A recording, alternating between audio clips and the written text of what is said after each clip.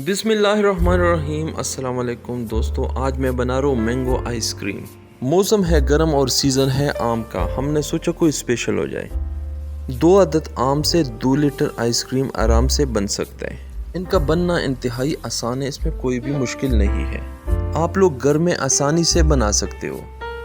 ये आइसक्रीम इतना मज़ेदार होता है, एक मरतबा खाएंगे तो बार बार बनाने का कोशिश करेंगे।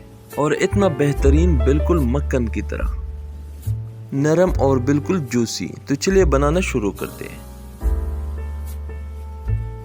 इधर हम ले लेंगे 2 अदद आम और इसको पहले धुलाई करके उससे बाद इसका छिलका हम उतार देंगे।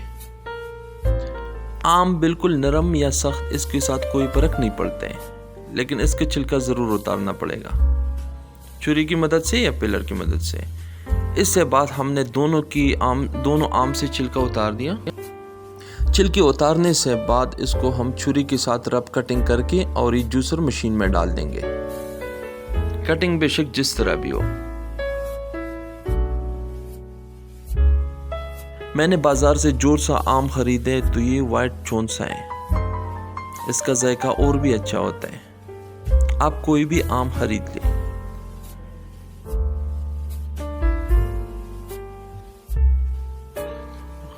एक आम को काट दिया, अभी दूसरा हम काटने लगे। उसके बाद इसमें डालेंगे हम चीनी। आधा कप से थोड़ा कम चीनी हमने डाल दिया, क्योंकि मौसम है आम का और ये मिठास इसमें अपना भी बहुत ज़्यादा है, लेकिन आप लोग अपना मकदार के हिसाब डाल सकते हो चीनी। अभी इसके बाद इसको करेंगे ग्राइंड।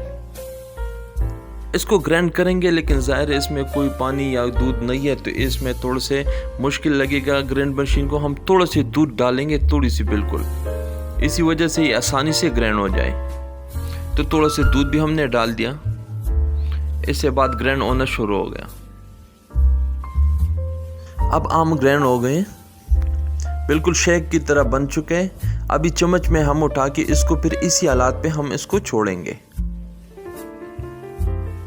अब इनके ऊपर हम डालेंगे सूखा दूध खुशक। ये 2 अदद आम है, इसमें हम डालेंगे खाने वाले चम्मच टेबल स्पून 6 चम्मच।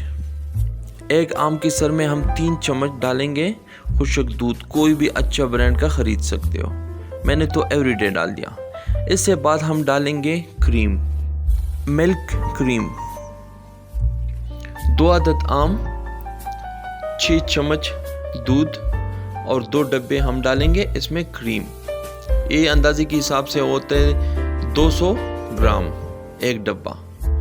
अब डालेंगे हम दोनों डब्बे इसी में और इसको भी साथ करेंगे ग्राइंड।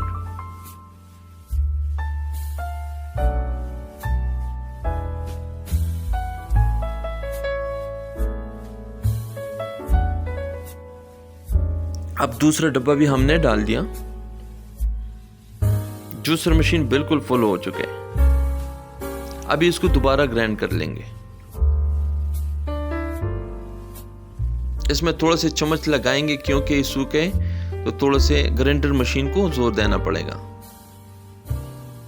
तो चम्मच के साथ इसको मिक्स किया और नीचे ग्राइंडर मशीन ऑन है, तो इसको अच्छी तरीके से मिक्स कर लेंगे।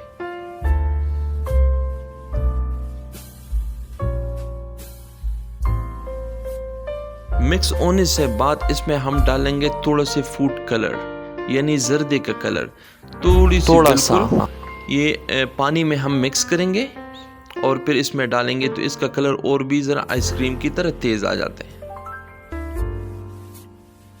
जर्दे का कलर हमने डाल दिया शेकर मशीन में और इसको दोबारा ग्राइंड करना शुरू कर दिया।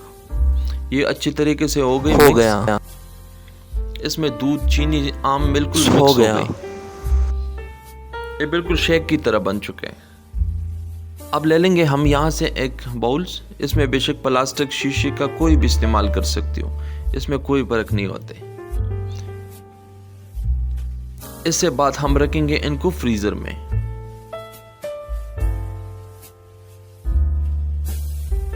ये कम से कम 2 लीटर आइसक्रीम इससे बन जाएगा, बहुत कम पैसों में। इसके ऊपर हम डालेंगे क्रीम।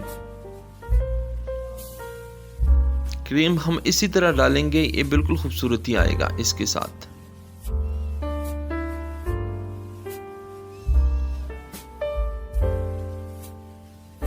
क्रीम डालने से बाद हमने एक टूथपिक ले लिया, बेशक माचिस का तीली भी ले सकते हो, और इसी तरह एक डिज़ाइन बनाएंगे।